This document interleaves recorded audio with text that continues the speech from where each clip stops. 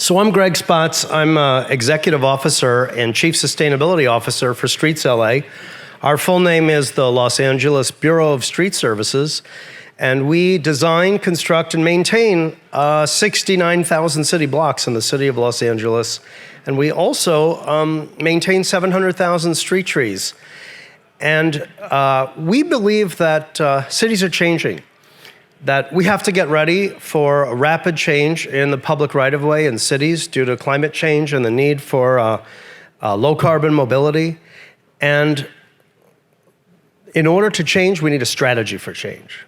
And so I want to talk to you about our innovation strategy with the hopes that maybe we can inspire you to think a little bit about how you might have an innovation strategy in your agency or your company. So I post a lot on LinkedIn. Find me on LinkedIn, Greg Spotts. Would love to connect with you. And I post a lot of our content about our various innovations there. One of the reactions you can use is a light bulb. That means insightful. And the light bulb, right, is sort of like the universal symbol of ideas. So I'm going to start with a joke about a light bulb, okay? I learned this from my dad. My dad's a psychologist. How many psychologists does it take to change their light bulb? One, but the light bulb really has to want to change. And that's what we're going to talk about right now, right? Because we've been building our streets out of asphalt and concrete since World War II. And we like it that way because it's a liability-oriented industry, public works. We don't like to try new things because it introduces new risks. But right now, the risks are in staying the same rather than changing. And that's what I want to talk to you about today.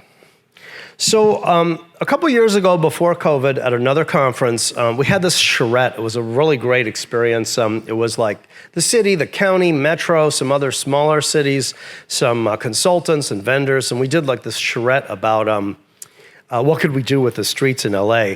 And there's this new kind of note-taking that goes on at some conferences where an artist actually draws live this kind of infographic about what you're talking about. And literally, this is like my life. This is my work life in a picture. I was so amazed to watch this emerge from our 2-hour conversation of like 20 people. This is what we're trying to do. This is different than being the pavement and potholes agency. When I joined StreetsLA 10 years ago, the two metrics we reported to Mayor Villaraigosa were the monthly number of streets we paved and the number of potholes we fixed. Now, this is what we're doing. We're doing holistic, multi-benefit infrastructure. We're figuring out how to manage water, promote biodiversity, promote walkable, bikeable, transit-friendly places. We're a leader in urban cooling, which is the new emerging science of figuring out how the public right-of-way could make sure that we're not all going to be too hot. How do we reduce heat-related instances of emergency room visits and deaths because of the hardscape that we built in the city? So we're trying to pivot our agency to do all of these things instead of just pavement and potholes. And what we did is we actually created an innovation steering committee at StreetsLA. We have 1,200 people. We've got about 1,000 vehicles. We've got 30 locations. We have about a $220 million budget. And we created this committee of people at a variety of levels in the organization, all different disciplines: operations people, tree people, civil engineers, landscape architects, community relations. And we started meetings saying, if we have an innovation committee, what is the committee supposed to do? And we asked everybody, there were about 20 members, to put forth like 1 to 3 innovations that they thought StreetsLA should be pursuing. And we had this list, and it was really interesting. The list naturally clustered into 5 buckets. And we had like this shared, Google Sheet. And we started labeling them. And it turned out there's sort of 5 innovation themes that we could be driving as an organization. We didn't know that we were seeking 5 innovation themes. They emerged from these innovations that folks had put on the table. But the more we discussed it, the more we thought, wow, this could be a powerful filter when opportunities come up. We could say, hey, if we refine these themes, and these themes are aligned with our organization's strategic plan and aligned with what our constituents want, the changing needs, right, of the public works infrastructure, Then when an opportunity comes up, when a vendor comes to us, says, oh, I have this product or service you should be interested in, we could say, well, does it align with one of our 5 themes or doesn't it? It's a way to organize the innovation. And we liked the idea that, today, to make the post-carbon city, right, we're going to have to innovate in more dimensions than ever, faster than ever. It's a very hard problem. We don't have to just innovate in 1 or 2 ways, and we don't have 10 years to take tiny little baby steps. So lots of innovation in lots of directions, and this is a framework that we could use. So I'm going to show you some of the innovations we're doing and how they correspond with this framework. What's emerged, which is really neat in our organization, is now there's a separate standing committee driving each one of these 5 themes. And those committees have more mid and lower level folks in the organization who are specifically interested in that one thing. So we have this master steering committee driving the overall innovation strategy, and those are middle to high level folks. And then we have content specialists driving each of these 5 themes with their own committees. So let me talk you through them real quick, and then we'll get into some examples. Digital everywhere, meaning my staff have tablets or laptops in the field and have access to every piece of information they could possibly need anywhere in the world, from home, on the field, and the office computer. And this is a total change from 10 years ago when I got to the agency. Most of our information was trapped behind the city firewall, only accessible on a city PC at a city facility. And we want to share a lot of that information with the public. Number 2, sustainable streetscape. That's what we do. We're designing, building, maintaining the holistic, multi-benefit, multimodal infrastructure of the future. Number 3, greening our yards. If you visit one of our facilities, it's like an episode of Taxi. It's like going back to the 1970s. Our facilities need a lot of work, and we need to green them up. Path to zero emissions fleet. We operate more than 1,000 vehicles in all different types, light, medium, and heavy duty, specialty vocational vehicles, off-road construction vehicles. If you gave me $1 billion today, I couldn't buy our fleet in all EVs because they don't exist. So we decided we need to figure out what the path to zero emissions fleet is and blaze that path rather than sit by the sidelines and wait for the city to buy us some EVs. And the last one, circular economy, it's sort of like recycling on steroids. Let's look all the way upstream at the products that we use, where they come from, where their suppliers' inputs come from, and look downstream at how those products are utilized at end of life or reutilized, and get interested in the carbon footprint of that entire life cycle. Okay, let's talk through some examples. Street tree inventory. So we have an urban forestry division with 225 employees that maintain 700,000 street trees. We are 2/3 complete with an inventory of every street tree in the city. They're being inventoried by a licensed arborist employed by our contractor, Davey. And it's all on a public-facing map. And you can actually see yesterday's inventoried locations today. They get uploaded every night. We divided the project into the 99 neighborhood councils. There's 99 organized neighborhood councils in the city of LA. So we complete one neighborhood council at a time, and we publish a 2-page statistical report of their street trees to that neighborhood council. One of the things that we're finding that's really interesting is that 1/3 of our spaces for street trees are empty. We have about 700,000 street trees and another 300,000 planting locations. Before we literally make a single new concrete cut in the sidewalk, we've got 300,000 planting locations. We never knew where they were before. And there's a lot of tree wells that are obsolete because there's other infrastructure there. There's lots of parkways, where you might look like a space, but maybe it's too close to the street light or something else. And we now have a latitude and longitude on every permittable street tree planting location in the city. Another super cool thing is that this is also a work management system. So when there's a tree emergency, my staff gets a notice through MyLA 311 that a constituent said there's a tree emergency. They're now handling that through Davey Treekeeper, and they know what tree's there before we get there. We know if it's a big tree, a little tree, if there's multiple trees at this address. And we're actually keeping a maintenance record of every single tree. So if we touch a tree, we'll know 2 years from now that we lost a tree limb there at another time. So it's very, very helpful for us. This is going to integrate into our larger asset management system for every asset that we control, which is a Cartograph product that we're in the process of rolling out. So we've got Cartograph as our master asset management system, which is tablet friendly. Then we've got the specialty asset manager for the trees, and all that is integrated with MyLA 311. So there's a paperless digital workflow to do work. Plug-in vehicles. We're exploring all different kinds of plug-in vehicles, and we're really trying to lead LA City agencies in trying new use cases. We're ready to partner. If you have anything to do with electric vehicles in this room, come talk to us. We're willing to partner, pilot, borrow, rent. We're not just waiting for the 2-year process to buy a vehicle. We're actually doing all kinds of different joint ventures. One of the things we're doing, there isn't a picture of that here. We're borrowing 4 electric mopeds from this organization called Cake. And we're inspecting the entire bike lane network pavement condition on bike. It's never been done before. The inspections have been done with a pickup truck, a windshield inspection. But you're not getting the full dimensions of what is it like to ride a bike on that pavement. I actually can't ask my staff to ride a bike 8 hours a day. Like, I don't have a city classification where you have to ride a bike in the hot sun. But I do have some folks who are willing to, who have motorcycle licenses, who motorcycle into work, who commute by motorcycle, and they can go and do this volunteer job. So we're doing that just by borrowing these bikes for 90 days. But we've got all kinds of things going on. We've got investigators driving plug-in hybrids. We're looking at, in the lower left there, we borrowed a Roush stake bed truck that's electric, and we ended up trying it as the truck to bring the trees to tree planting sites. We think that by the end of this calendar year, we can deploy an all-electric tree planting crew.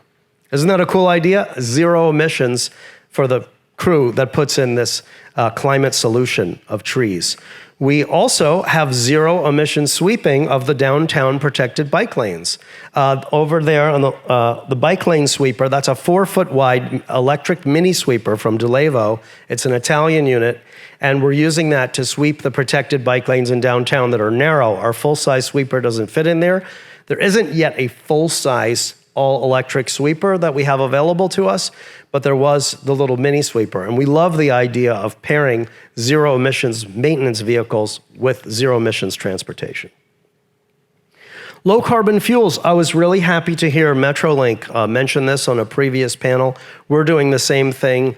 Something that I didn't know is that a lot of the carbon emissions associated with diesel fuel and compressed natural gas are upstream. It's because it's this process of exploring, extracting, and refining fossil fuels has a tremendous amount of methane that escapes during that process. So your carbon emissions from your fossil fuels that you're using in your vehicles have a huge upstream carbon component that you can get rid of if you use diesels or compressed natural gas that are from renewable sources, because you're not doing that whole petroleum extraction and refinement and exploration process anymore. The carbon savings is more than 50%. And the incentives are so robust in California today, you can get these fuels for the same price or better than the traditional ones. So, you know, we're using 1.2 million gallons of fossil fuels a year at StreetsLA, and we've switched all of that to renewables.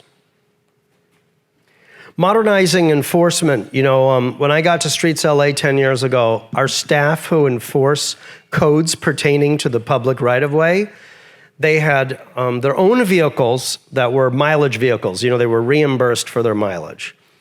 They were wearing street clothes, and they had a notebook. So we would roll up on somebody who's using the public right-of-way in some way. Maybe they're obstructing the public right-of-way with a construction dumpster. They're not used to interacting with city staff. And they'd be in casual clothes in their own personal car. It wasn't a super professional look. Today, what we've got going on is we've got a uniformed investigator with a tablet, and they're driving plug-in hybrids. We have the Honda Clarities, and most of the time, we don't need to fire up that gas engine. It's a really nice solution for, someone who inspects in one geographic area, right? They're not driving a ton of miles because we have 24 different maintenance districts in the city. So one of our use cases that works for plug-in vehicles is folks who inspect in a small geographic area. So we're cutting the carbon emissions and we're providing a much more professional look when we turn up. Urban cooling, this is a big passion of mine. LA is a leader globally in this field. We were the first municipality in California and perhaps the United States to apply a cool pavement coating on a public street. We did that in 2017. We did one street in each of 15 council districts. And this solar reflective coating reduces the surface temperature of the pavement by about 10 degrees Fahrenheit on hot summer afternoons. Why do we need that? Because all that heat that's stored in the black asphalt roadway during the day radiates into your neighborhood at night. It turns out you can see LA's roads, freeways, ports, and airports from the thermal camera aboard the International Space Station. So in 2019, we started doing neighborhood level projects. We started putting cool pavement coating down in 10 to 12 city blocks in each little location and then planting trees there. And we partnered with NASA Jet Propulsion Laboratory to evaluate the cooling effectiveness of one of those projects in Winnetka. This graphic here, that's an image from the thermal camera from the International Space Station. We coated a crescent-shaped street called Stephanie Drive and the 5 cul-de-sacs that come off it. You can see that cooling effect from space. The pixels within 100 meters of the cool pavement coating are on average 2 degrees Fahrenheit cooler in the middle of the night than all the other pixels in Winnetka. So that's a really neat innovation partnership. I've actually gotten a chance to speak with the researcher, to do speaking engagements with the researcher from NASA, and my mom was finally proud of me when I did that. She wasn't expecting I would go into public works. Also, when we decided to go big with urban cooling this year, once we had, I call that the $4 million slide because that slide is what got us $4 million of funding this year to actually make a program rather than a pilot. And we went to the vendors and said, we don't want you to be like squeegeeing this on or hand spraying this on anymore. If we're gonna buy $4 million worth of this, it's gotta be machine applied. And we want a price that reflects the labor cost savings of machine applying the coating. So our contractor, Creative Paving, and the material supplier, GAF, got together and commissioned 2 of these tanker trailers with a spray bar. And by, oh my gosh, that is so weird to get a call during a talk. I'm so sorry, should have had it on silence. So by machine applying this coating, the cost per square foot went from $2.50 a foot to 98 cents a foot. That's still too high, but we're using our purchasing power to drive down the price of these new products and services we need. And that's a very important part of your innovation strategy, right? Is deep supplier engagement, demanding products rather than waiting for products to emerge or demanding new ways of doing the product, and then working with your suppliers so that you can take it to scale and keep driving costs down. I'm gonna bring an option to the Board of Public Works to do 1 more year with this contractor.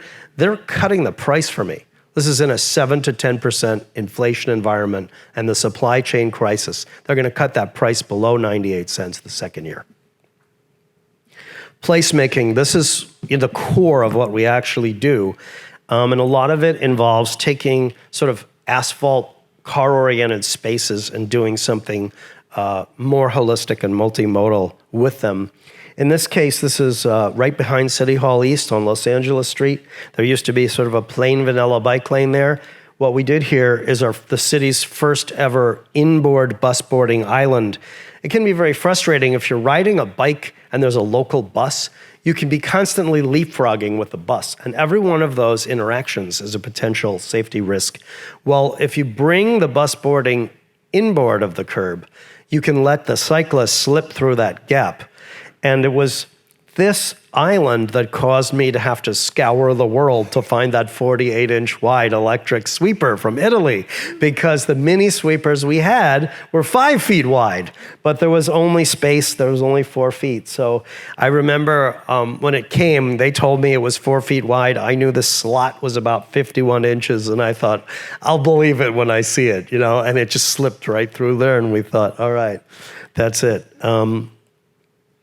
Another cool piece of placemaking, Hoover Triangle. You know, there's a lot of these kind of traffic islands.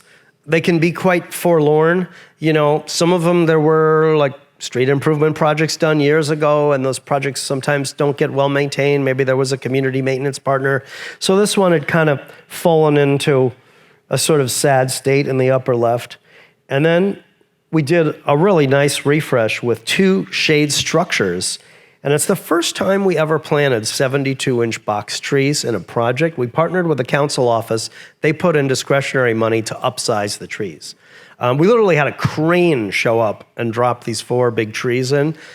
That's pretty neat. I mean, instead of planting a 24-inch box tree and waiting 5 to 10 years to get some shade, you got shade on day 1 when you plant a 72-inch box tree. This is a really great one, Dolores, Wong, Plaza. I was at the ribbon cutting for this just a few months ago. This is one of these slip lanes, you know, one of the sort of worst ideas from the 1950s traffic engineers are these slip lanes where you're going to make a right turn and bypass the traffic signal, because that means nobody can cross the street safely anymore. That slip lane is a maximum hazard for the pedestrian.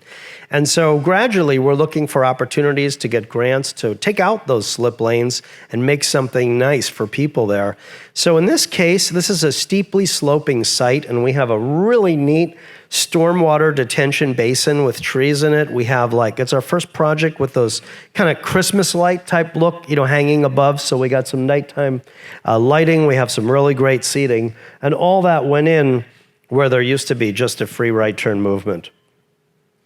So another fascinating thing, and I forgot to mention this earlier, right? Along the way in my presentation, I'm not sure if I was lighting up, did anybody catch this? I was lighting up which of the categories each of these items drive. So sometimes it can drive more than one. We didn't know that when we made these categories, that actually there can be innovations that actually correspond with multiple innovation categories. Did anybody get that was happening? Raise your hand if you noticed that. Okay, cool, because I was supposed to mention that before we got here. I'm really happy that read anyway. We have a great graphic designer at StreetsLA, and my first version of this presentation was like little icons I borrowed off the internet, and he made his own really cool setup over there. And we actually think we could use this typology of innovation when we go out to the community, that we can actually have those 5 icons and be showing them how what we're talking about them fits in. So it's really been a pleasure to talk to you about innovation at StreetsLA. Please get involved with us if you'd like to. We have a website. We have a way to make service requests. There's a great app to make service requests in LA from My LA 311. And if you'd like to follow me, connect with me on LinkedIn or follow me at Spotnik on Twitter. Thank you so much.